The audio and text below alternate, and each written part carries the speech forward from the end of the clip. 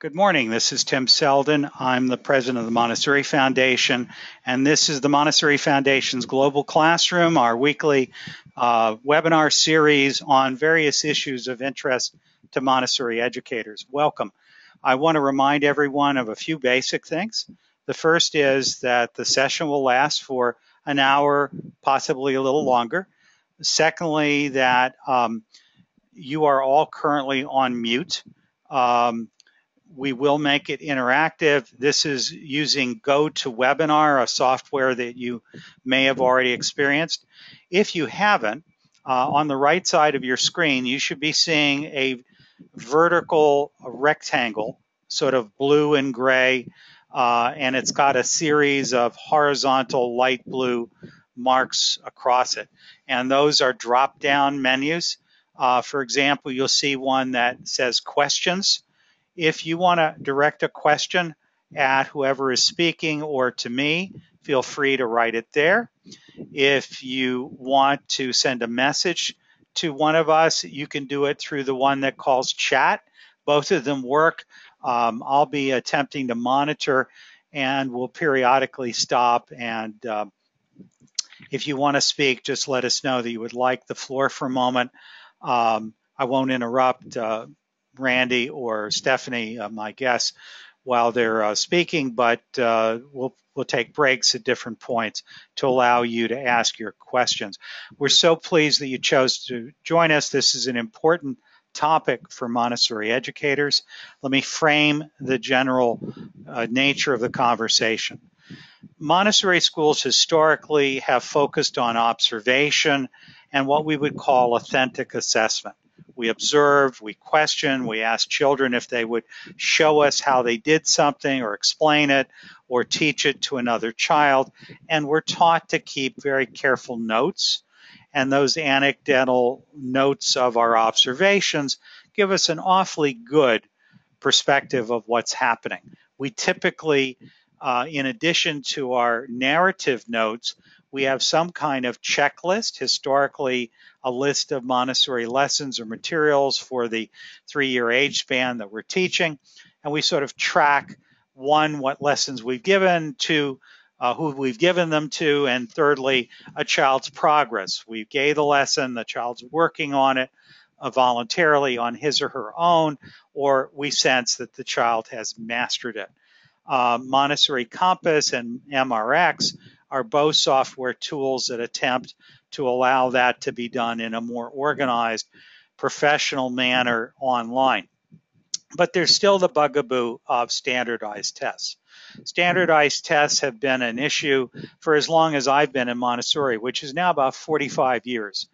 Some of us give no test whatsoever, perhaps because our school stops at age 6.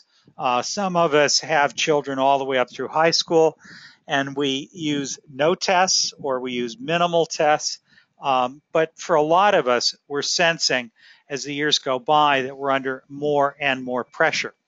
Some of you out there are working in public Montessori schools or charter Montessori schools, and testing is not an option. You are testing.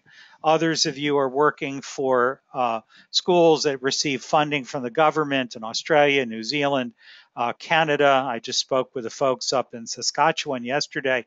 I know that in your case, again, you have to do some kind of assessment. If your state mandates that every child will take a national or a state-specific test, there may not be a whole lot you can do. But as we're going to discuss today in this webinar, there's a big difference between what is usually measured on a standard achievement test and what it can be gained from a different approach to assessment that is traditionally called formative assessment. With me today are two representatives from the Scantron Corporation. I think everyone in the group knows of the Scantron Corporation. They're the people who made famous computer-scored bubble question answer sheets. And they managed to make it very possible for schools to get fast scoring of children's work. And as the years have gone by, tests have gone from the ability to read something that was on a sheet that was filled in by a pencil to actual online assessment tools. Scantron is a very large global company. They have all kinds of tools that they've developed. One of them is what's called the Scantron Performance Series. And this is something I stumbled on about a year ago when I was asking the people from the Montessori Education Research Institute at the Montessori Foundation, what would a Montessori standardized test look like? The answer they gave me is it would look like a formative assessment, and there's two of them that we know of that we respect. They mentioned another. I'll tell you what its name is. It's called MAP, or MAP, Measurement of Academic Progress, run by a competitor organization, a Scantron, NWEA, Northwest Educational Associates. It's a very fine tool as well. And there's the Scantron Performance Series. We chose Scantron. We chose Scantron for a lot of reasons, but not because one test is significantly better than the other. I think at the time, Scantron was the better. They keep changing as they improve. But the bottom line is the Scantron company has been incredibly supportive to the Montessori community and has essentially made it possible for us to set up, as part of our research project, essentially a collaborative of Montessori schools that are beginning this fall to implement the Scantron Performance Series. This is not a moneymaker for us. I want to make clear on that. I'm not trying to sell you on anything. If you find this to be a useful tool and want to work through us, we certainly invite you to do so. If you feel it's not the right tool, we understand that. The purpose of today is to talk about performance series and the concept of formative assessment, what it does, how you can use it.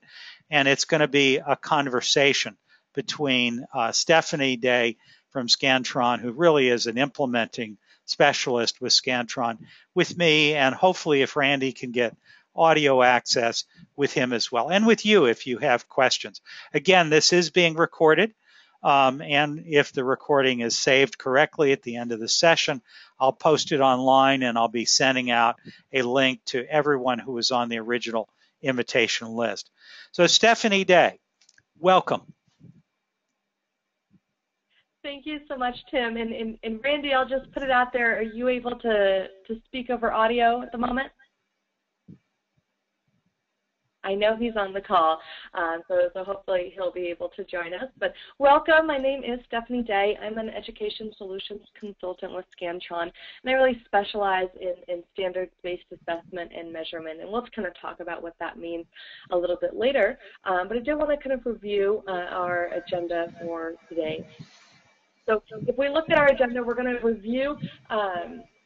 The goal of today is to really just give everyone on this call a high-level look at what performance series can do and how it's really uniquely designed to better fit the needs of the individual student, and of course also the model of Montessori schools.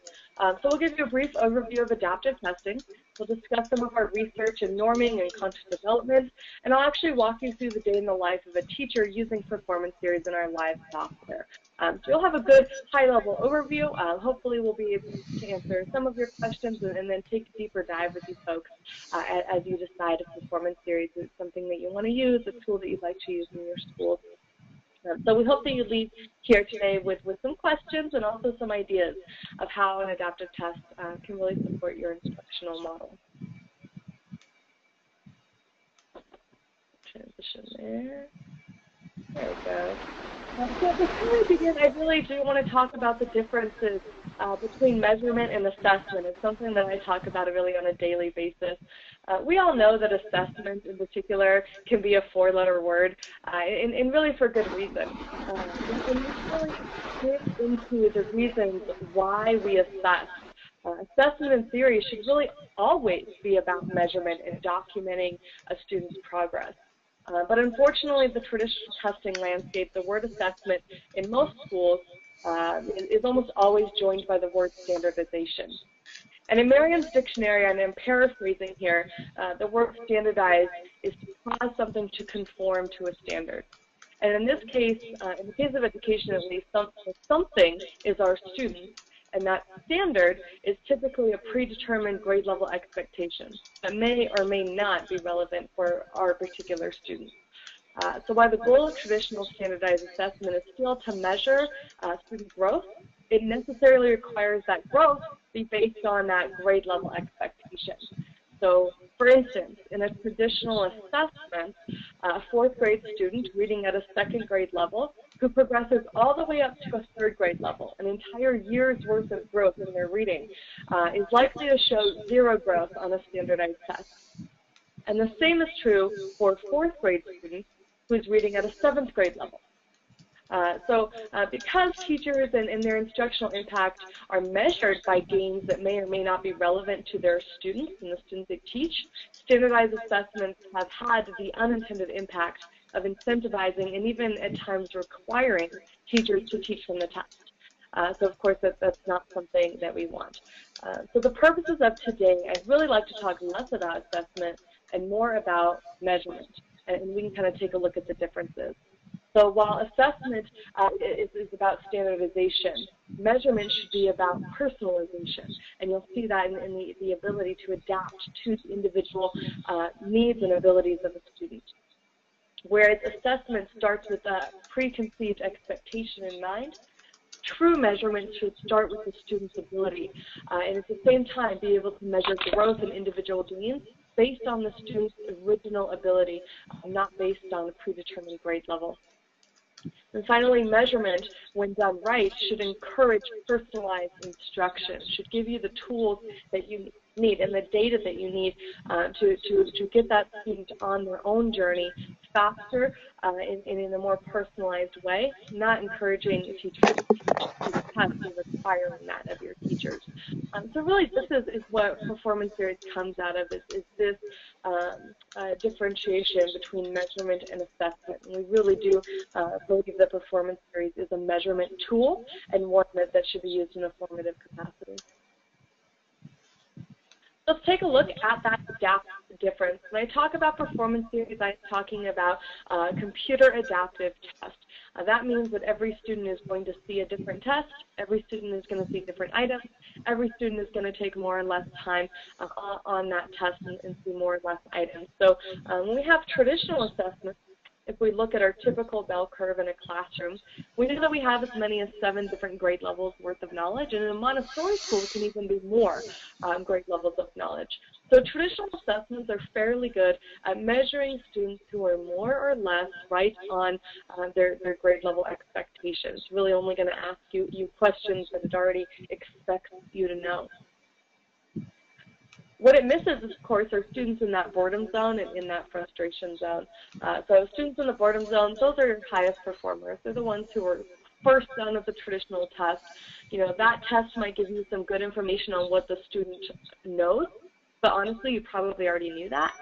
It gives you very little, probably no information on what that student doesn't know, and in order to help challenge them and help support their growth. At the end of the spectrum, we have what we call the frustration zone. These are students who have a fairly low likelihood of being able to answer grade level content correctly. In the traditional assessment, that actually gets harder, more difficult as it goes along. These students feel increased frustration, increased lack of effort as they go through the test because they have a very low likelihood of even being able to answer those questions correctly. They can take a long time on the test. They might not even finish a test. And at the end of the day, the data that we get back, again, is only telling us what we already know. They don't know the grade level content. It tells us very little about what they do know or where we should start with a particular student. So performance series really aims to cover the full spectrum here, and we'll take a kind of a look at how that works. We use item response theory. That's an adaptive method that allows us to deliver questions based on the student's responses to previous questions. And the historic memory and performance series allows us to do that test after test after test. So we're really able to measure growth in a very concrete and individualized way. So if I were to peel back the cover of a performance series test, this is what goes on behind the scenes of a student taking a performance series test. And we'll actually show you what the test itself looks like, but this is what goes on behind the scenes as the system is really adapting to a student's ability. The first time a student takes the performance series test, They'll usually start either at their current grade level or really wherever you choose them to enter the test based on what you already know about that student. So it'll throw out a question based on their starting point. If they answer that question correctly, as indicated by the green dots in this graph, they'll get a slightly more difficult question. If they answer that question incorrectly, they'll of course get a much easier question. And you see at the beginning, the system is largely guessing. You see pretty large differences in the difficulty of questions. But as the student answers more and more questions, as we get data points from that student, the computer and the test itself really very quickly adapts to that student's ability. So you see that gap narrow there. And it starts to deliver questions that the student has a very high likelihood of being able to answer correctly, regardless of where their ability level is. And one of the unique things about performance series is that we don't limit how adaptive you'd like the test to be. So by default, most students are going to go up either 2 grade levels above or 2 grade levels below. But you can open it up as far as you want to make sure that you have the full capacity of a student's current ability level. So through the middle of the test, you're seeing through algebra, geometry, and measurement, those units the student is working through. It's honing in on exactly where that student's ability is until you get to that last part of the test where you see that string of correct responses all in a row. Basically, what that indicates to us is that we have a very low standard error of measure. We have a high reliability rating in that student's test. They are correctly answering all of the items. The test is not delivering items that are too easy or too hard. You're really able to hone in on what that student's ability is and have a high degree of confidence in that ability. So one thing about performance series is we don't stop based on the number of test items. We don't stop based on a preset amount of time. That test will end once the student really reaches that high degree of reliability or confidence in their responses. Once we really feel confident that we know where that student lies on our scaled score. The good thing about this is you really cannot teach to a performance series test because it's unique for every student, because it adapts as the student is in there taking the test. There's no need to teach to this test. You simply continue on with your instruction. You continue on personalizing every student's learning path, and the test will take care of itself. So to give you some facts on performance series, just so we get a good idea of what it is and what it means, performance series is a fully adaptive, 100% web-based measurement. That means it's always delivered online, on the computer. There are a lot of options for how you do that, but it is fully adaptive. It can adapt from kindergarten all the way to 12th grade if you choose. You can test anytime you want, any number of times you need. So we as Scantron do not put any limitations on the number of students that you test, the number of times you test every student, or the testing windows that you have. You completely are in control of what that looks like for you. And of course, we are able to test subjects of math and reading, K through 12, as well as language arts and sciences in some of the more grade level appropriate areas. For Montessori students, we really do have the ability to choose what tests they take. You know, is today a math day or is today a science day? How are they feeling like they're going to test the test? And as well as when they take the test and when to stop. So if a student only has 15 minutes of testing in them on a particular day, they can actually stop a performance series test and continue on the next day or even the next week exactly where they left off. The nice thing about performance series is it is iPad and tablet accessible. You also have the ability to open it in a secure browsing session, which means students can't open up other windows or be distracted by Google or calculator or wikis or anything like that that might be going on the desktop. For teachers, the nice thing is that, of course, the results are available immediately upon completion. So whether all of your students have taken the test or only one of your students have, you have that data as soon as the student submits their test. Probably the most important thing for us, and something that we tell everybody, is really that your data is only as good as your content.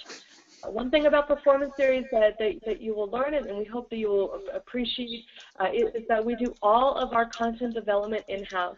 We have a large team of content developers and experts, all of whom are current or prior educators who've gone through our comprehensive item writing training, doing all of our item writing.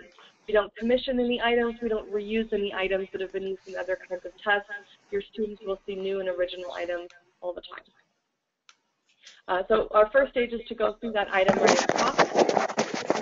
It then goes through content review, where we send it to subject matter experts. They're going to look, of course, for accuracy, of course, for appropriateness to the standard that it's aligned to, but they're also going to make sure that it fully does cover that particular skill that it's intended to cover, and then it's an appropriate measure of that skill. From there, it goes into our item review. That's where we check it for gender bias, demographic and regional bias, as well as cultural sensitivities, and of course, some very robust copy editing as well. Once it goes there, we basically have a complete item. We send it through 5 different embedding stages. That means we're putting this item in front of real students. We're not, it's not affecting the student's assessment or score in any way, but we are collecting data on how real students are responding to that item. And at each stage, we're doing a statistical review to make sure that it passes that standard error of measure, that test, to make sure that students are responding to that the way that we expect, and that there are no significant demographic gaps or regional differences in the way students respond to that. So we actually put it in front of students at 5 different times. If at any time it does not pass that statistical review, it goes all the way back to the end, all the way back to that item writing stage, and we begin again. At that point, we do a final calibration to put all of that data together and make sure that it's fully vetted before we go live. And when we go live, that's when more students will actually be assessed on those particular items. And of course, we're constantly doing a refresh process. So every year or so, we do about a 10% refresh, and we will retire any items that have too much exposure that maybe are not relevant today, either content-wise or through the standards that we're measuring. And we're continuously going about this process. So for any one item, it's usually a 2-year process to go from when an item is written to when it goes live in an environment. The other piece about our development process you should be aware of is that all performance series tests have been nationally normed. So we have a very large nationally normed data sample, very up to date with 2013 tests and demographic data. This allows us to provide national percentile rankings and grade level equivalencies and things like that, as well as growth trajectories and growth targets and things like lexile translations. So while these things are useful and they're useful data points that you'll have, probably the most important thing for a Montessori school is really to compare with each other as well. So you'll also have access to other Montessori schools and be able to compare that data set. But in particular, when you have students who are either transitioning back into a traditional model or transitioning out of that traditional K-12 model, it's nice to be able to compare to that nationally normed data sample. We'll let you know how they stack up. It's also a great way to demonstrate statistically the impact of the Montessori methods. So when we look at performance theories in the classroom, our goal in introducing performance theories to you folks today is not to give you another requirement or another hoop to jump through that's going to take away from your instructional time. Rather, what we want to provide is a flexible tool that you can choose to use when it's appropriate for you, that is going to give you data that's really going to support the Montessori method. So perhaps the most counterintuitive claim that we like to make about performance theories is that it will save you instructional time. We know that that's not exactly the reputation of most kinds of assessments and tests, but really performance theories does save you time in 2 key ways. On the front end, it's a highly efficient diagnostic. So the ability to test through multiple grade levels regardless of where a student starts, it's going to allow you to get a lot of data on your students much more quickly than any other kind of assessment. or diagnostic that you'll be able to find out there. Typically, a performance series is a 40 to 45-minute test the first time it's given. And then every time after that, it's actually a shorter test because we're able to take where a student ended the last time and simply only measure growth. So in the front end, it's a low-impact kind of test. But also on the back end, you'll get that data immediately. So in your case, you could have that data even before your students are in your classroom. You can immediately start to address their individual needs, immediately start to build their individual plans and provide that instructional support to them, but without having to spend the first initial weeks of a course figuring out where every student is. So we feel that it gives you time in really those two ways. The other key thing that you'll notice is it allows you to avoid other kinds of grade-dependent testing. You'll get a lot of different kinds of data and performance series, and we'll take a quick look at the kinds of data that you'll get.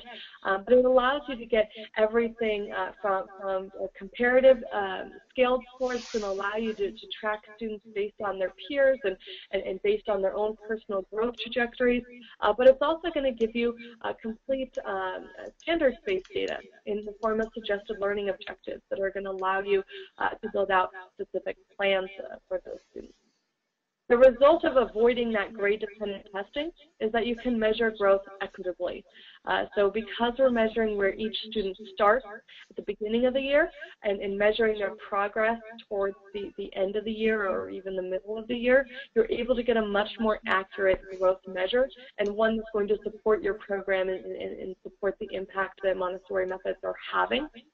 And you can do that in a quantifiable way and much more reliable than any kind of grade-dependent assessment that you might be able to give. And then the last piece, maybe the most important piece to most of our teachers, is the automated recommendations that you receive. It'll actually let you know the skills that each individual student needs to work on.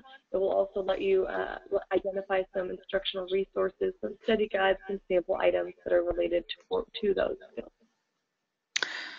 Stephanie, before you go on, let me give you a little bit of feedback. There's apparently an echo on the line as you're speaking. By the way, everyone who's listening, it would help if you could tell me whether I'm getting if you're hearing an echo as I speak as well. Secondly, a number of people are indicating that English is not their first language. They're asking if you can slow down your presentation a bit just so it's easier for them to follow. Between the echo and the fact that you're presenting it at sort of a normal conversational speed, it's making it a little bit challenging. People are saying to me that it's clear. So far they're following, and people are saying that they're anxious to hear and see the recording. I do have one question. It may be something you want to address right now. It may be something you want to get to a little bit later, so forgive me. I've got, from the same person, Josie Zinniger, who's a public Montessori charter school administrator. She's asking several questions for you to think about. One is, will the adaptive test also measure and give the school a report on whether students are at grade level using common core standards in math, reading, language arts, and science? I don't expect you to answer that on the spot. She then asks, what is the cost per student?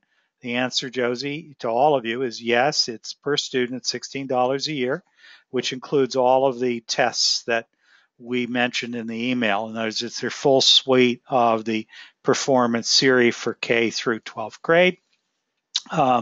It's hosted on Scantron server. The school does not need to do anything other than essentially work through the foundation, reserve a certain number of seats, go through training that we'll provide, and begin to get working with it. We'll work with you to help you to do this within a Montessori context. I also need to make clear to everybody, one of the reasons why the foundation is doing this, because it's a heck of a lot of work, is this is part of an ongoing research program that the Montessori Foundation is doing in conjunction with the National Center for Montessori in the Public Sector and with Steve Hughes of AMI and other groups who are interested. Basically, we're compiling through this and through other tools like Montessori Compass, big data that can be deep dived over longitudinal studies over many, many years. And hopefully you'll find it useful. Lastly, I'm hearing again from Josie that she's an administrator of public Montessori school. Unless something has changed, charter schools must test certain percentage of their students in order to be graded by Florida. I think that this is in reference to something you might not have seen, Stephanie, which is one of the attendees was asking about parents opting out of testing, which is really beyond the domain of what you're presenting. But I think as long as it's come up, yes, I agree, Josie, that it's really not something that a charter school would want its parents to opt out because it could lose its charter, whether or not other people do it. The real issue here that I would suggest is that the reason why we looked at this is that even though we feel like we have a good handle on what our kids know, it is dependent on the accuracy of our informal assessments, and we wanted something external. And we did a pilot with 5 schools this last year. We're opening it up this year to as many schools in Montessori that wish to participate, whether it's 1 child or 1,000 children.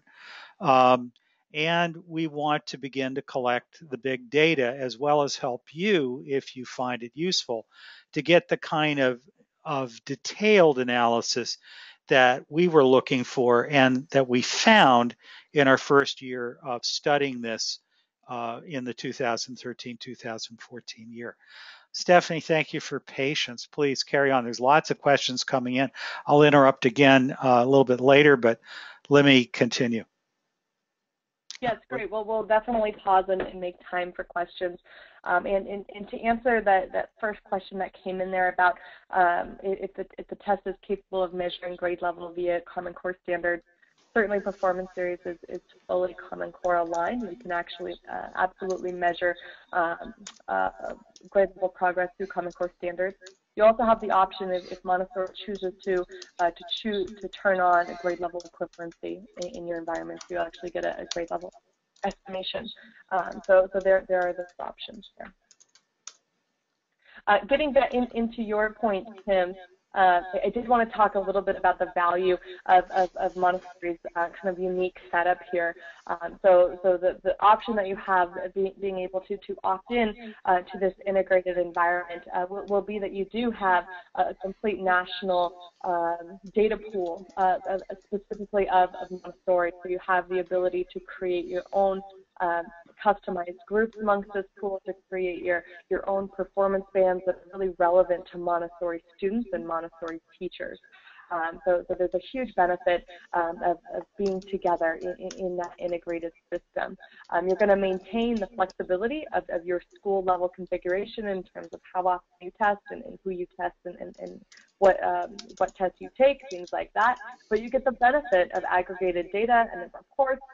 You can easily compare across your schools and across demographics, as well as, of course, to those national norms and to those grade level equivalencies and things like that.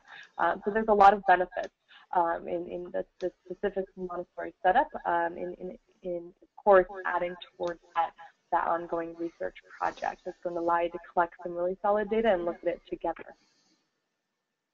I'd like to switch and kind of look directly at the product. So you'll see my you'll see my screen change here as I pull it up. First, what I wanted to do is get in, and can I ask if you're still hearing an echo for me? I changed my headset just a little bit. Tim, are you still hearing an echo? I haven't heard any. Carrie and Kathy are both saying yes, they hear an echo. Michelle's saying an echo. Sometimes it happens, and this is live theater. The show must go on. All right. So hopefully you folks can hear me. What I'm doing right now is actually logging in as a student to take a performance series test, and you'll get a feel for what it will look like for your students. typing in my username and my password there. You won't hear the audio prompts because I've had to turn off my audio for my own voice to come through, but you'll see where those prompts exist. So you'll see I am in fact Samuel Sorensen for the purposes of today, and you'll see the full list of assessments that I can choose to take. We'll talk a little bit about some of math and reading are by far the most popular in terms of doing a diagnostic, figuring out where your students are to begin with. But with reading foundations, that's really geared towards our youngest, our early learners, K-12. You'll see not only younger content in there, but also more simplified navigation, more audio prompts, things like that. Mathematics includes the early learner platform too. It's just wrapped up into the same test. Because in math, we of course measure similar skills kindergarten all the way through 12th grade, and in reading, we're tending to measure actual, phonics and fluency and things like that in reading foundations, where we're measuring more comprehension in the experience.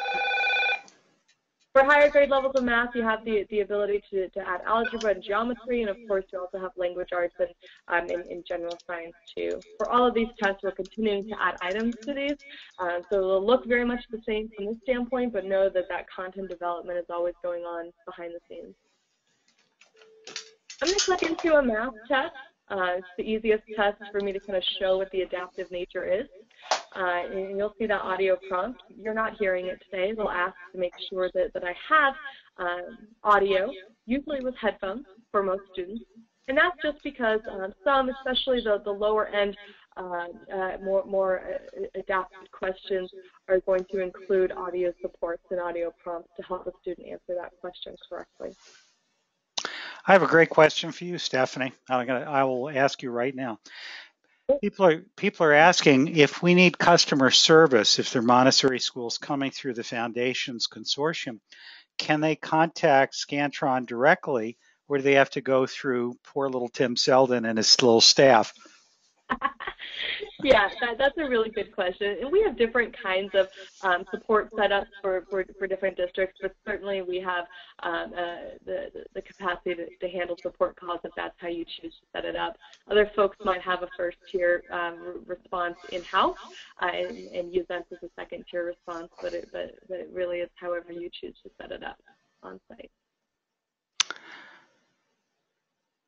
I see, by the way, one other thing. Josie's asking whether there's a bid price for public schools in the state of Florida, because they use Discovery Education Assessment at $8 a student.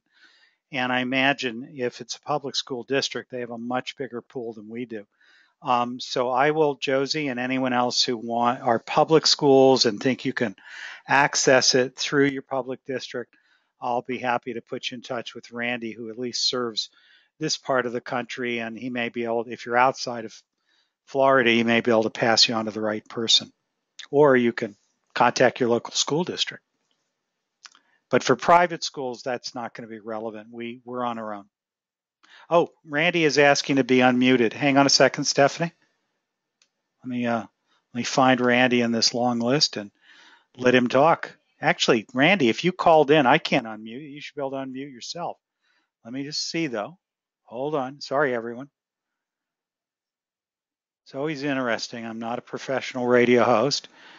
Randy, because you're calling in, you're not. Oh, wait a minute. Here you are. Hang on. I'm going to unmute Randy. Also see. There you are, Randy. Hi.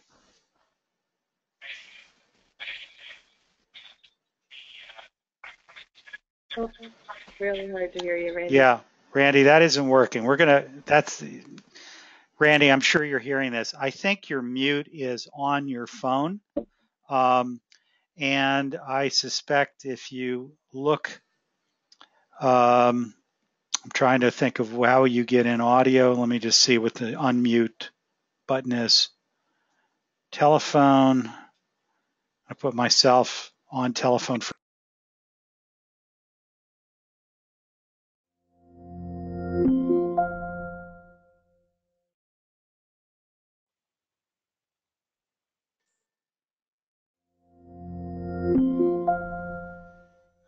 Sorry for the delay there. I hope you all are hearing me again. Randy, it looks like your mute is *78. So try hitting that on your phone and it will hopefully unmute you. And jump in if there's anything that you want to do. Otherwise, just pass your question along and I'll be happy to interpret for you, Randy. He says I've just put on a headset. Okay, so Randy is hopefully going to be able to be unmuted and not make us all crazy. I am so sorry, Randy. You're live.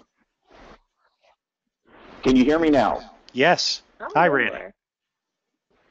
Hey, I just wanted to weigh in on the comparison to some other products. Performance series and discovery education are significantly different types of tools, and so very few schools. Matter of fact, you find those schools, those products, co-located in many schools because they could complement each other. They wouldn't necessarily step on each other. If you want to develop performance series for your school locally, you would not participate in the larger data pool that I believe provide a lot of value. So there is not a statewide contract price for performance series, and the exact same configuration would cost a school $15.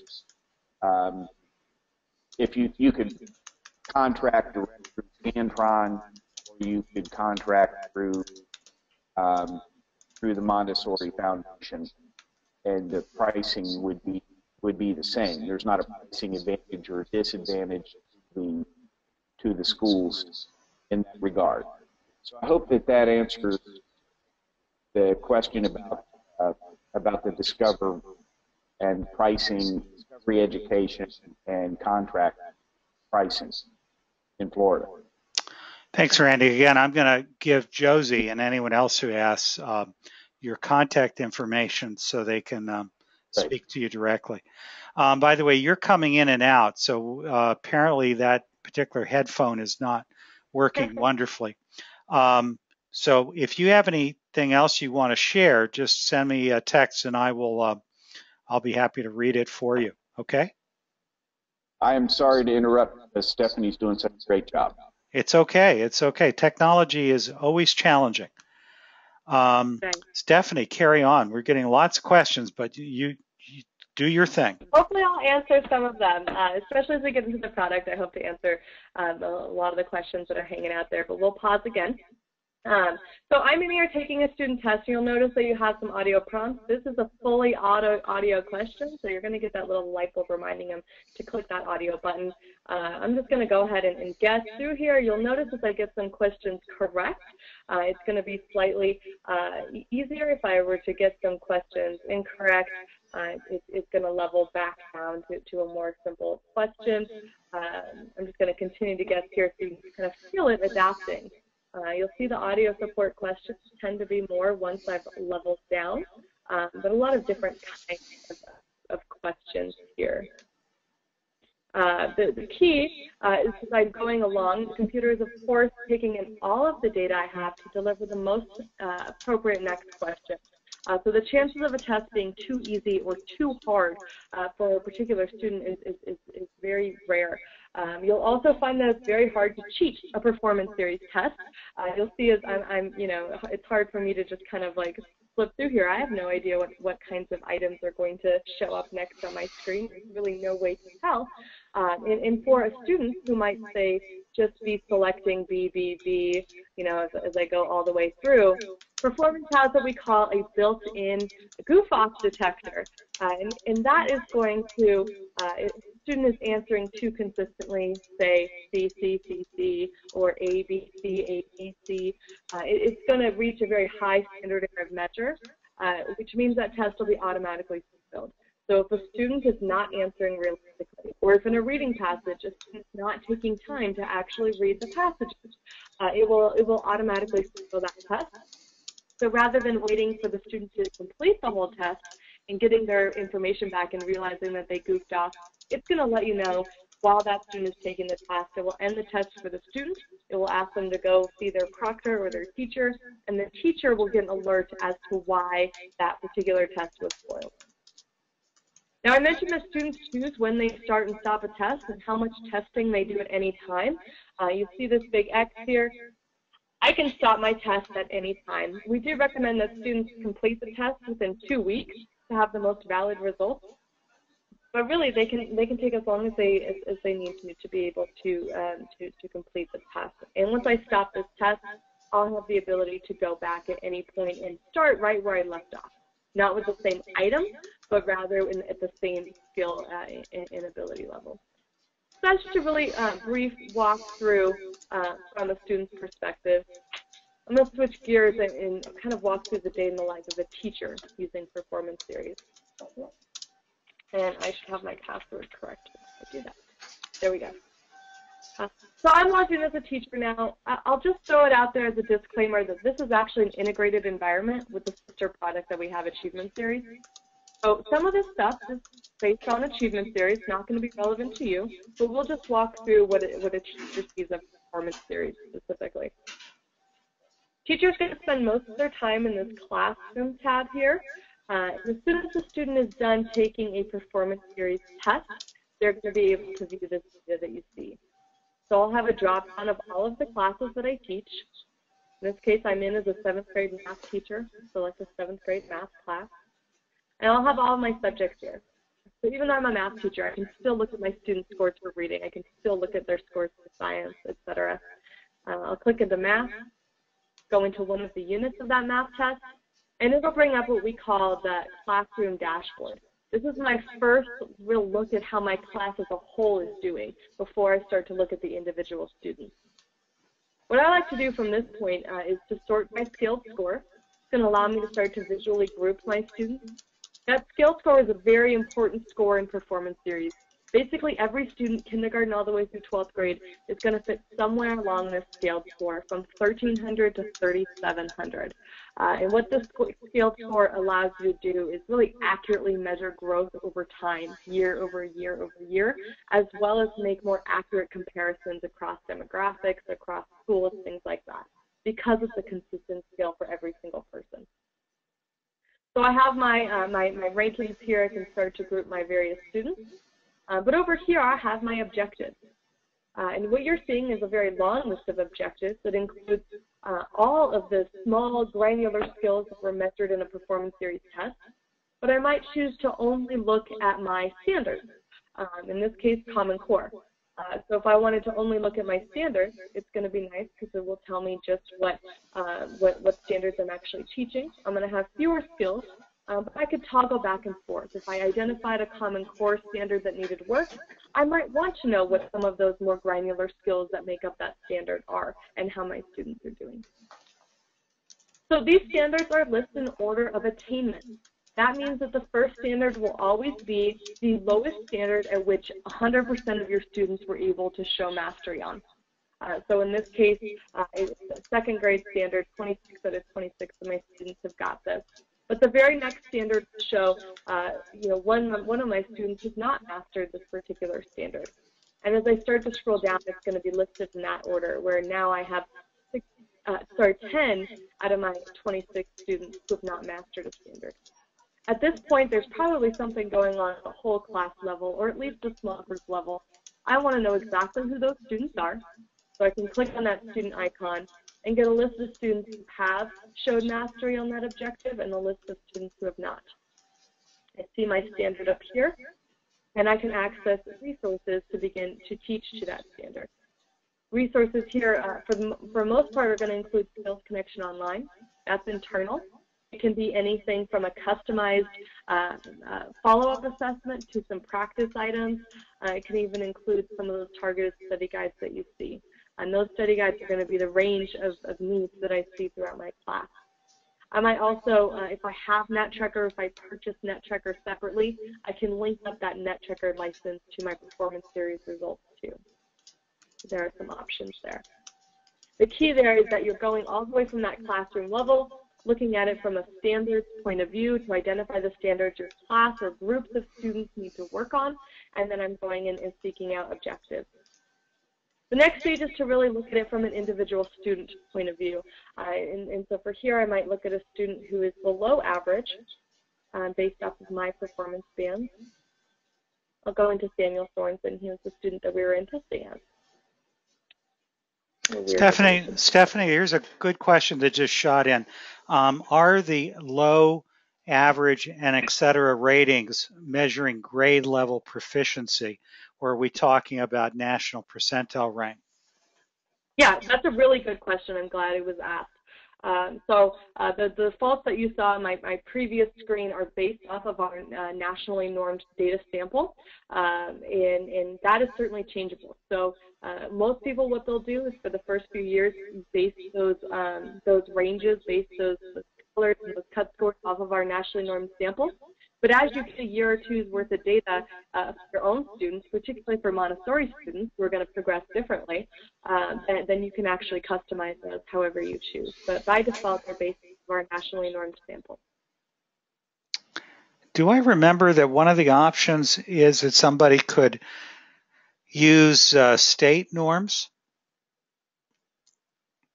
Yes, yep. So this particular environment is based on Common Core standards, but you can also do specific state standards, and if there's the data there, you can also have performance bands for that.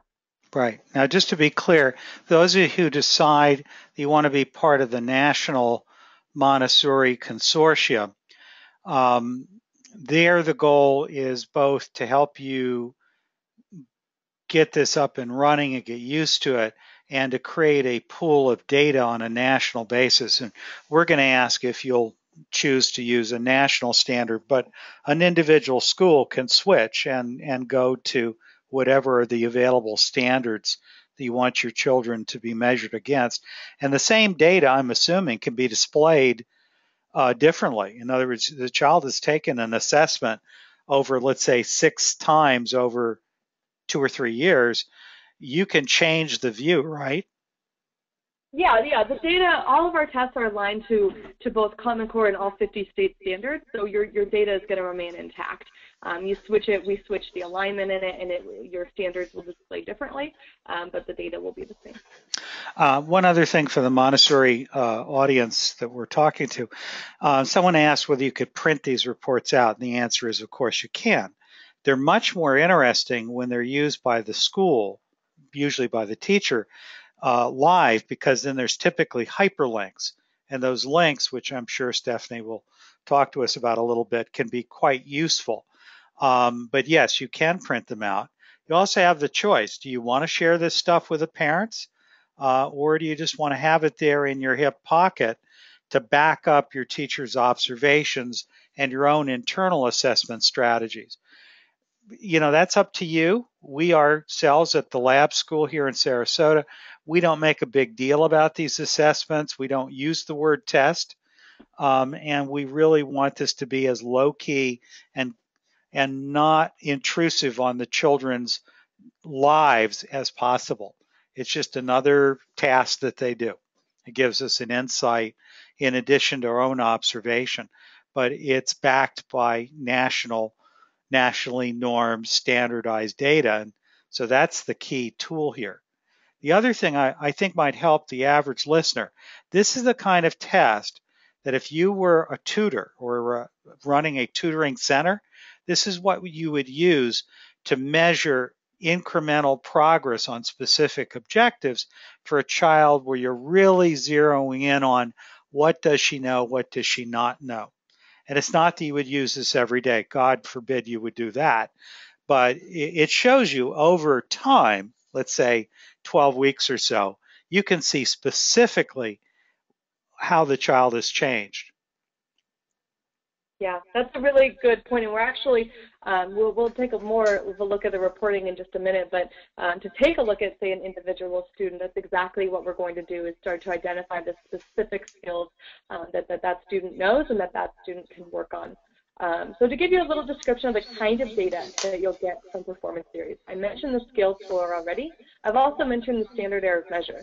Most tests will not display their standard error of measure. We absolutely do in just about every report that you'll see in performance series, because this is very important to us to have a high degree of confidence in each student's score. So this is letting us know that Samuel scored 25-15 on that skill, but plus or minus 56 points. Which is pretty low for an individual student standard error of measure. We also provide the SIP score. The SIP score is our standard item pool score. This is letting me know that if Samuel were to be tested only on his grade level content, which we know he was not, and an adaptive test is going to give him whatever grade level content he needs. But if he were only to be tested today on 7th grade math items, we would expect him to get 30% of those items correct. So as much as grade level equivalencies are nice to have, this kind of score can actually sometimes be more useful to classroom instruction when you're actually saying, what can they do today at their grade level? It's also going to break out that score by each of the individual units that were tested. It's going to allow you to see if there are any outliers, if there are any real challenges in a particular unit occurring. You'll see the line represents the score on that unit, and of course the green bar represents the standard error of measure. I have Samuel's national percentile ranking, again based off of our nationally normed sample. Samuel's at about the 14th percentile of his peers. If I were to flip over into reading, you would see much of the same data, but you're also going to see a couple of things. You'll get a reading rate, which is the words per minute rate. This is demo data, so no student actually took this test, but it will give you the words per minute that a student can, a silent reading rate that student can read. And it will also link it up with your Lexile. So you'll see the Lexile scores here, as well as the Lexile links, where you can identify books and trace that Lexile translation. Once I have a good idea of what's going on with Samuel, I want to build a plan. I want to see exactly what skills he can work on. I can hit suggested learning objectives and simply select a few areas, maybe in math and reading, that I'd really like Sam to focus on. Then I can select maybe a certain number of standards that I'd like him to focus on at any given time. We don't want to give him a list of 25 standards he needs to work on, right? We want to keep it small and really doable for terms of an expectation. I'll hit next, and it's going to give me this report. Now, this is a printable report. It's available in a lot of different formats. This is just one of them. But it's letting me know what the suggested learning objectives that Samuel should work on in each of these categories and the order that he should work on them, as well as the skills that Samuel has successfully attained. So it's nice that this is a balanced view of both what he already knows and what he needs to work on. And this is a report that many teachers will actually give their students, so that they're in control of their own learning. They identify and they understand where their progress is heading and what things to work on. And students can actually begin to work on those skills independently or through their instruction. One thing, that's kind of that student dive, but I did want to take a look at some of the higher reports, the more aggregate reports. And I'm looking at this from a teacher's view. So typically as a teacher, you're going to have access to only that data which is for the students that you're teaching. But you still have access to all of the same reports. It's just a matter of what your view is. So at an administrative level, you might have access to more schools, to more students within those schools. But I want to call your attention to two specific reports, and that is the gains report and the gains analysis report. You'll have time to check out all of these other reports later. But in the gains report, if we were to say go into math, it's going to give me all of my students and the two different times of year I've tested. In this case, I've tested the beginning of the year and the end of the year, did not test in the middle of the year. And it's going to give me what I call my absolute mean. So this is the absolute number of student growth between one testing year and the other. Now, if you call back to that PowerPoint presentation, gains in performance series are really much more valuable than a gains score that you're going to get from a traditional test. because we're measuring exactly where that student is, regardless of grade level at the beginning of the year, and exactly how far they've came until the end of the year. So it's a very highly reliable gain score. Now, if I see an asterisk next to this, it means that it's not a statistically significant score. Their standard error of measure might be a little too high on one of those tests in order to justify a significant gain. But you can also see where the largest gains take place. And maybe this student here, for that big of a decrease, you must have had an absence, a long period of absence, or something that happened in that student's school year. One question that I think everyone must have from time to time is how much does a child's mood or attentiveness that day affect his score? Because on achievement testing, we make a big deal about it. We have parents getting their kids lots and lots of sleep, and usually they come in pretty nervous. This is supposed to be pretty relaxed. A Montessori style is the way my team described it. Talk to me about what do we need to do to help our kids to take their testing sessions seriously, not be nervous, and talk to us a little bit about the idea of pausing and what would cause a spoiling. Yeah, that's a really good point. We try to build in tools that is going to make it possible for you to get the best out of your students as you possibly can when they go to take the test. The biggest things for me, I think, are making sure that your students are not testing for any long length of time. So we mentioned performance series is a highly efficient test. Start to finish, it's typically going to be 40 to 50 minutes. But you can break that up into 10-minute sessions. If your student tests best at the beginning of the day, why not test them first thing in the morning? Or if they test best after they've done some work, go ahead and test them in the afternoon. There's no set time frames, no set time blocks that you have to reserve for a performance series test. So if you want to test them for 15 minutes a day for a couple of days, that's perfectly fine. If they just want to get it in and get done, and that's how they think, that's fine too. So you can actually make those kinds of choices, and the student can make that choices on an individual level. And of course, we mentioned kind of the built-in protections. If you really have a student who's not in the mood to take a test, and he's really just clicking through that, we're not going to allow that student to finish that test. We're going to throw up the red flag and make sure that either we need to get that student back on track, or maybe he needs to take it tomorrow, after he's had breakfast or something, in order to get a solid score. But we try to build in those protections for you and build in the choices, so that a student doesn't have to take a test on a day that he's not going to perform well. The other piece of that, I mentioned gains. These are absolute gains, how much the student has improved from the beginning of the year to, say, the end of the year. But there's also a report for relative gains. This is how much a student has improved, but also in comparison to their national peers. So this combines that gain score with our nationally normed sample. And for Montessori, this is a great way to demonstrate the differences in growth and achievement between, say, a traditional model that's in our national database and a Montessori method, and make sure that students are really not only improving, but improving on track with what their national peers are expected to do.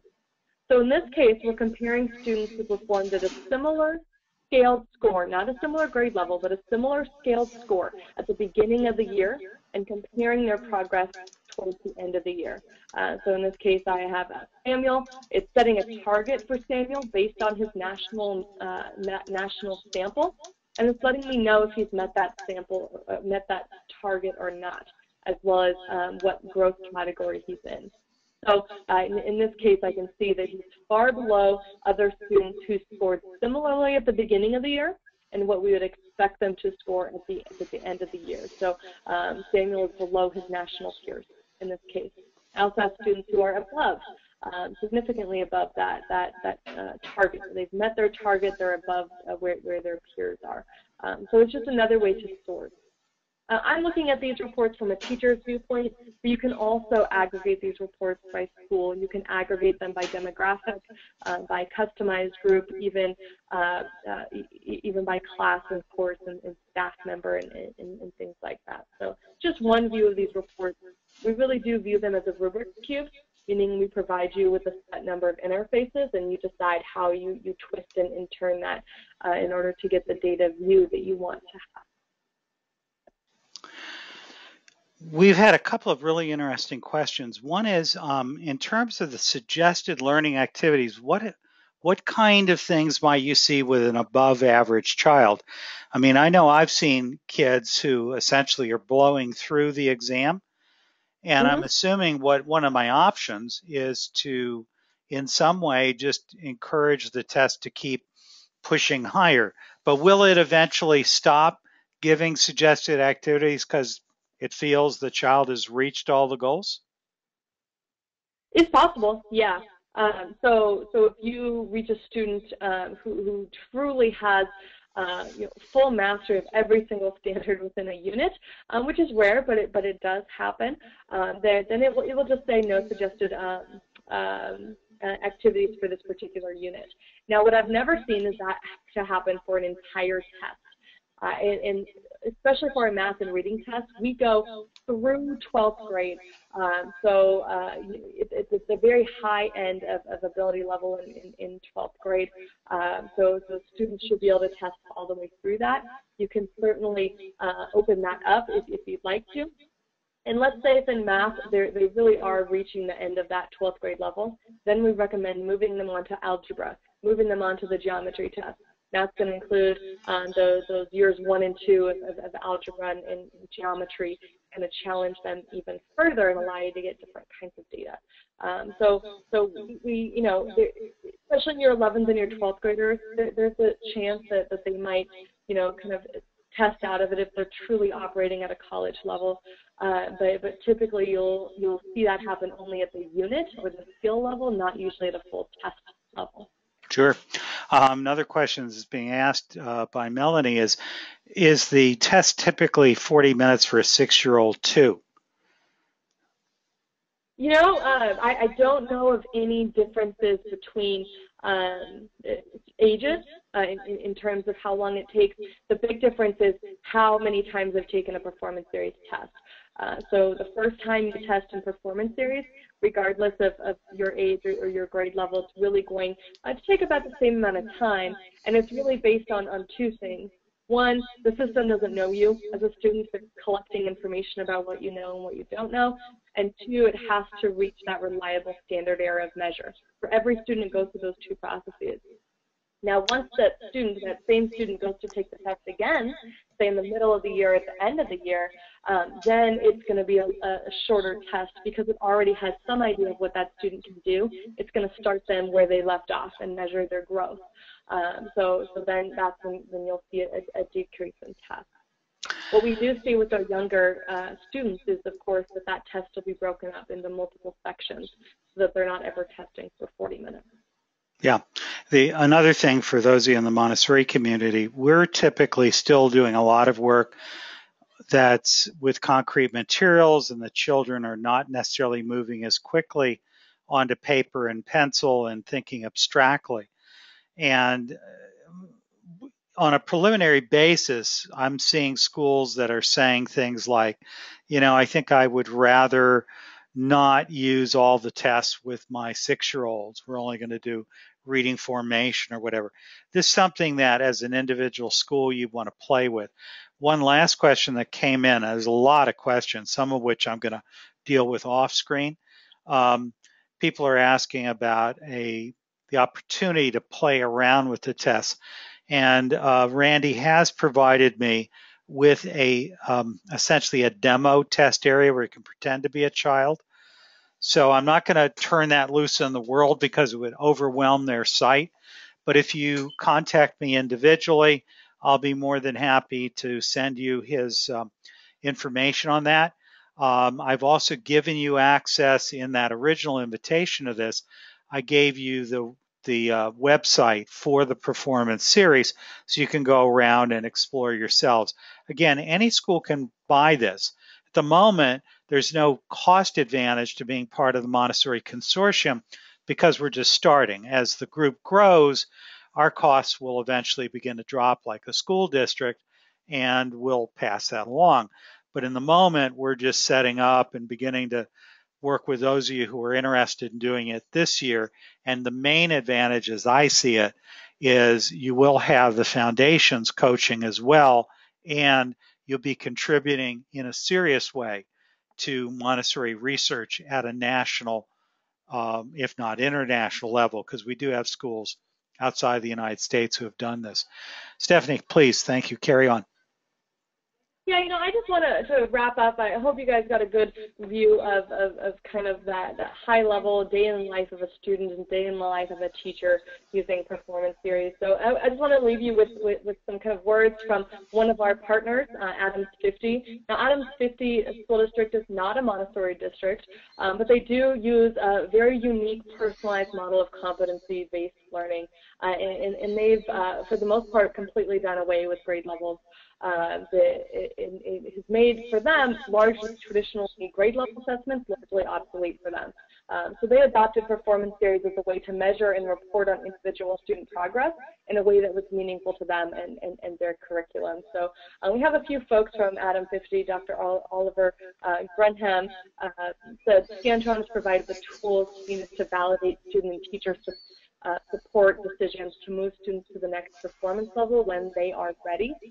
And he mentions that the competency-based system requires multiple data points over time to accurately demonstrate past performances and produce future success. And he's seen performance theory to be able to provide those data points. Martha makes us, so this Scantron helped our schools determine the specific need for their students individually and show them how to promote success in the future. And Karen Audette says that performance theories help them pinpoint, along with other data, the level at which a student is functioning. So I think that that's really a consistent message among our partners there, that performance theories has really helped them at the individual student level create learning paths that are meaningful to the student and create data and data points that are useful in demonstrating their program's growth and the impact of their curriculum. So I will leave you with that, and Tim is certainly happy to field other questions as they come along. I so appreciate it. Thank you to all of you who have participated in this or who will listen to it at another time when I post it onto YouTube. Randy and Stephanie, thank you for your knowledge and your experience. Randy, I'm sorry for your technical problems with the audio. Next time we have you online, let's have you sitting beside me and we'll talk face to face and do it like a radio show. Folks, the bottom line is that what's being tested is not Montessori specific. It's very important to keep that in mind. This is a test that was developed for the mainstream of American education. It's just so different from the typical standardized achievement test. We did not really address the question of summative versus formative. I'll wrap up with a quick comment or two about that. I'm no diagnostic evaluation expert, but this is my understanding. Summative assessment is your standardized test. Those tests have the exact same questions that all kids at a particular age level take at a particular sitting. There is a specific amount of time, there are specific objectives, everything is standardized. And the scores that the kids got were standardized. So hopefully they gave the exact same test with the exact same questions asked and responded to in the exact same way to a large group of children who hopefully are representative of the national norm, and then they take their responses and that gives them their predictive percentile ranks. How many of the kids did better? How many of the kids in the sample at that age level did less?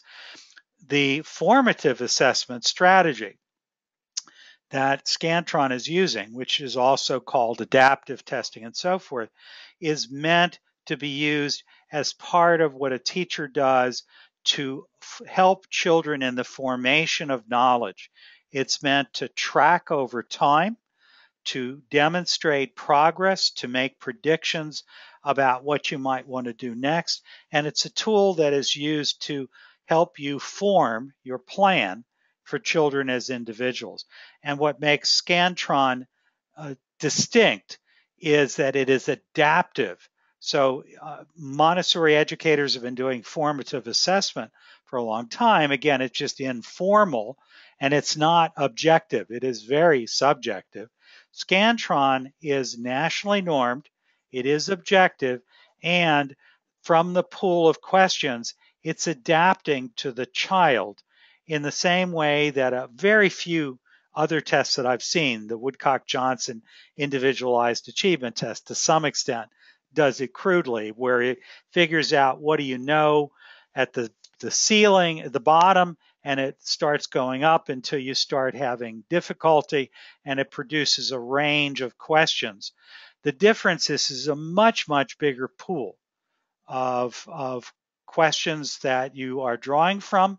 The child is unlikely to ever see the exact same questions asked in any one set. In other words, every time they take it, it's a totally different test. They may see the same question, but you're dealing with a big, big pool of data, and it's not specific to a grade. The grade level you tell the test the child's in is simply a hint to the test to give it an idea of where to start and where to predict the child will comfortably be able to successfully answer. And then it begins to look if that's true, and it begins to see how much higher does the child actually know. From that perspective, that and the fact that the test is untimed, that it can be paused, that it can be done with the child sitting on the floor on a pillow, doesn't have to be a room full of kids in a computer lab. You can use this tool in very flexible ways. And all of those different aspects, in our opinion at the Montessori Foundation, make the Scantron Global Scholars Performance Series a really interesting tool, and it was why we chose to use it as part of the ongoing Montessori research project. Someone had said, summative has nothing to do with standardization. Thank you, Ryan. It simply means it's summary at the end and not tracking development. Ryan, thank you. Again, I'm not an expert on assessment. I appreciate you chiming in. Let me just see if anyone sounds anything good. I think that we've probably covered everything. Please, folks, feel free to contact me if you wish. You should have my email. You're on the email list. Feel free to call me if you wish. You can reach me through the Montessori Foundation, or you can call me on my cell phone, hopefully not in the middle of the night, 941-914-4103. Never say I'm not accessible. Randy, Stephanie, thank you for giving us so much of your time. Thank you to one and all for being part of this week's discussion. Remember, this is part of an ongoing weekly series. I'm about to send out an email to everybody that will give you a link to sign up so that you can just do one registration for the rest of the year, and you'll be reminded of webinars, and I'll remind you of what the topic is for each week's session. And if you like this particular topic, let me know, and we can certainly invite Stephanie and Randy or others from Scantron or any other group you're interested in hearing from back to this weekly forum. Thanks for your time, everyone. Talk to you next week. Thank you, Tim, on behalf of Randy and myself for the opportunity today. We so appreciate it. Thanks for all the support you're giving the foundation, Stephanie. Goodbye, Randy. I'm going to end the webinar, folks.